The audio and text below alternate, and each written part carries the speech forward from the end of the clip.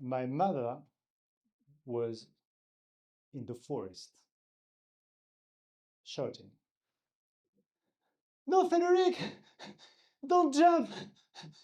Above all, don't jump! We love you!"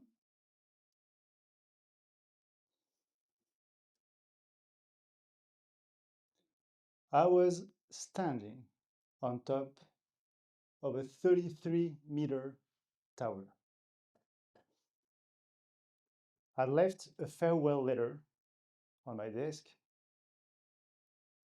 and my mother found it and ran after me, the 1.5 kilometers between our house and the tower.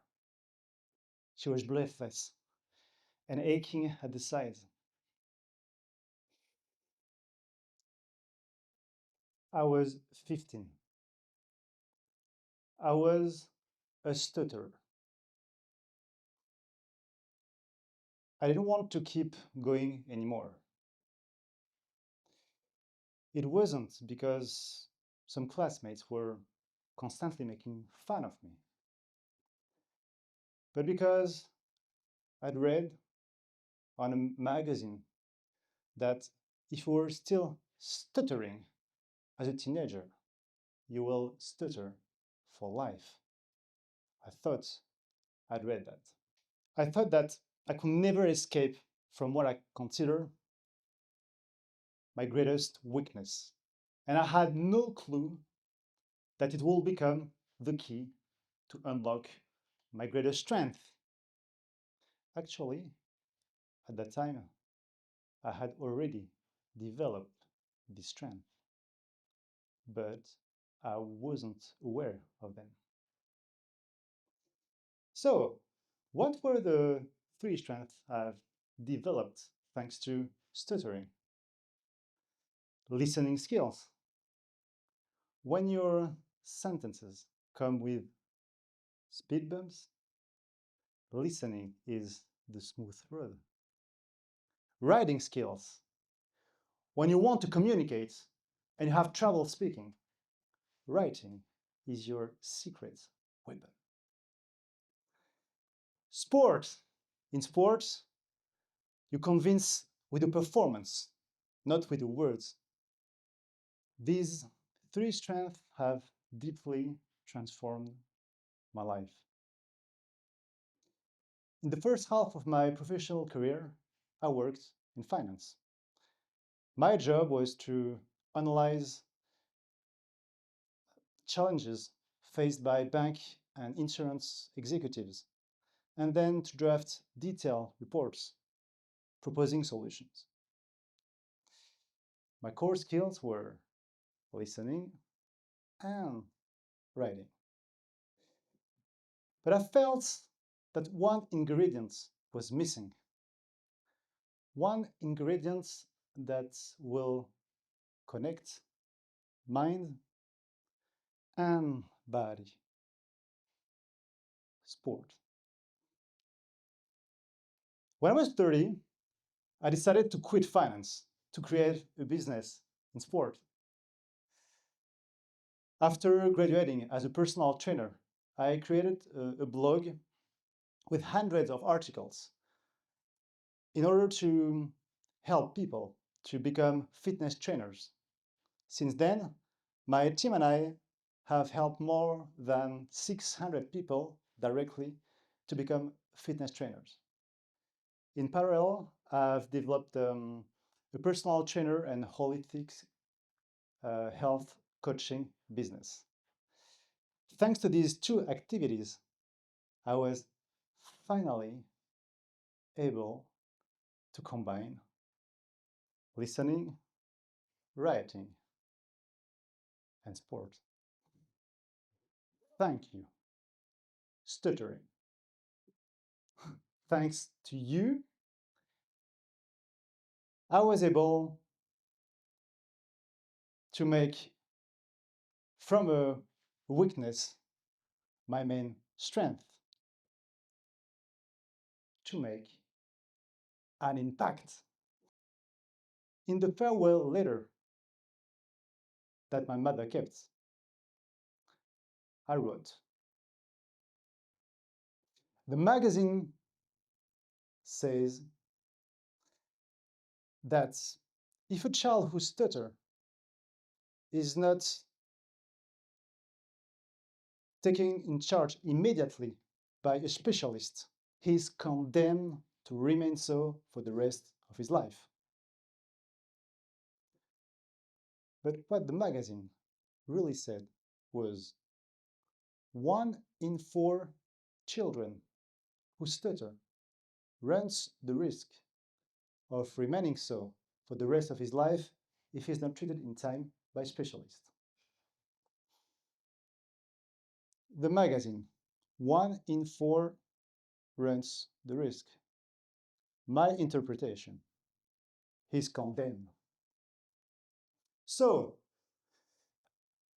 as a teenager, why did I interpret it that way, in such absolute terms?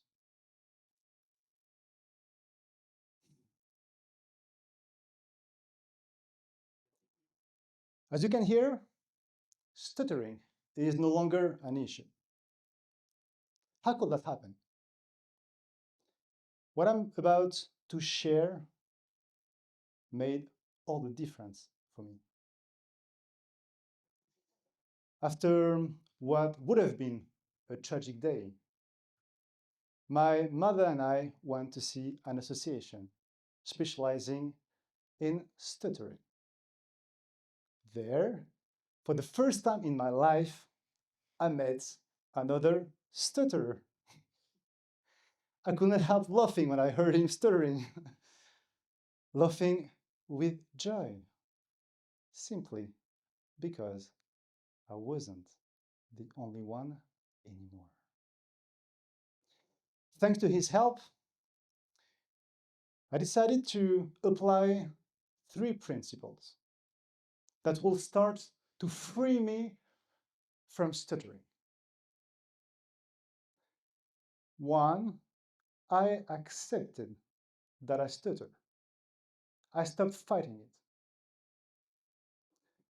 2, I wasn't ashamed of stuttering anymore. I could even mention it early on to take the pressure off. 3, I acknowledged that I'm responsible. This last principle was the hardest for me. Responsible for what? I wasn't doing it on purpose. Why weren't others struggling to talk? But this principle was also the most powerful. If I was responsible, which does not mean guilty, that meant that I could do something about it. I wasn't a victim anymore. I was switching from why me, to how. How can I fix it? The second big step on working on my stuttering happened when I was 20. I was preparing the entrance exams for one of the top French business schools. The part with the most marks was an oral exam of 45 minutes in front of a jury of 3 people. For me, it was like asking a one-legged man to run a hurdle race. I felt I needed help again. I went to see a therapist who combined movement, breathing, and positive thinking. Every day, I practice movements like this one.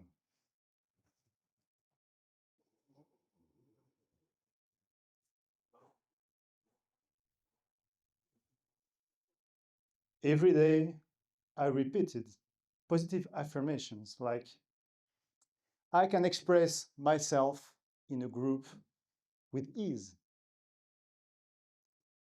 It helped me a lot.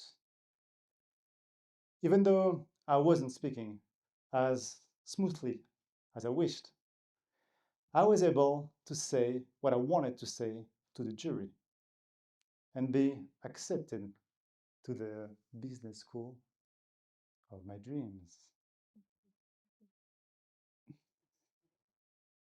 Now, what about you? What if I turn the question back to you? Think about what you consider to be your main weakness.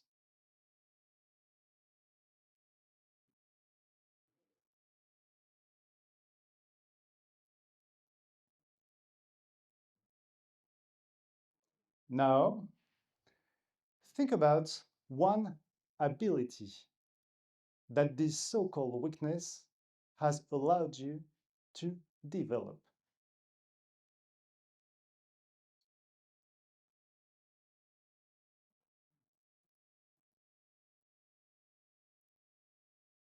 Would you say thank you to this so-called weakness?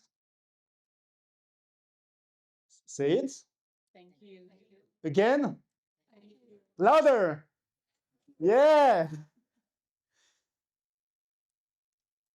Your main weakness can become the key to unlocking your greatest strength. Maybe you are already aware of them. If not, don't worry. Each story is unique. Wait. It may take years to connect the dots, or even decades, like it did for me. In the meantime, keep faith in life, the universe, God, whatever you call it. It could have a positive impact on you and on your loved ones. It could even change lives. Thank you.